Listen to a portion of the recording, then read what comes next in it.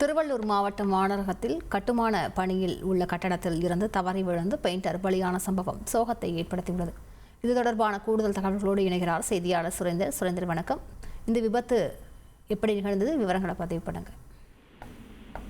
மாநகரம் அருகே புதிதாக கட்டப்பட்டு வரும் கட்டிடத்தில் இருந்து தவறி விழுந்து பெயிண்டர் விழுந்திருக்கக்கூடிய சம்பவம் இந்த பகுதியில் பெரும் பரபரப்பையும் சோகத்தையும் ஏற்படுத்தி இருக்கிறது. அதாவது மொட்டை மாடியில் இருந்து சூரிய ஒளி வருவதற்காக பொருத்தப்பட்டிருந்த கண்ணாடியின் மீது ஏறி வேலை பார்த்த போது கண்ணாடி உடைந்ததில் 3வது தள மொட்டை மாடியில் இருந்து தவறி முதல் தளத்தில் விழுந்த பெயிண்டர் உடல் சிதறி அந்த இடத்திலேயே பரிதாபமாக துடிதுடித்து உயிரிழந்திருக்கிறார்.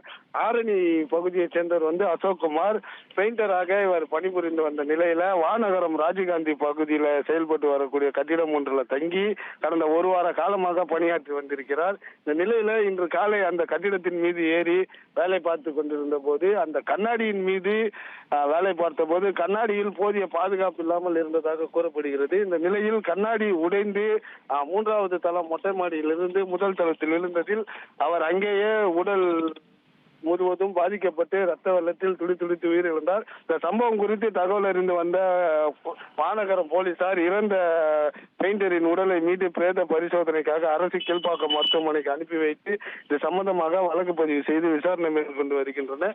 பணியின் போது உயிரிழந்தாரா அல்லது வேற ஏதேனும் காரணம் உள்ளதா என்ற கோணத்துல போலீசார் தற்போது வழக்கு பதிவு செய்து விசாரணை நடத்தி வருகின்றனர்.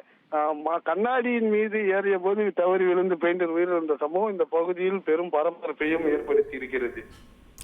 நன்றி சுரேந்தர். தந்தி டிவியை உங்கள் கேபிள் டிவி ஆபரேட்டரிடம் இலவசமாக கேட்டு பெறுங்கள். செய்திகளை உடனுக்குடன் தெரிந்து கொள்ள உடனே சப்ஸ்கிரைப் பண்ணுங்க.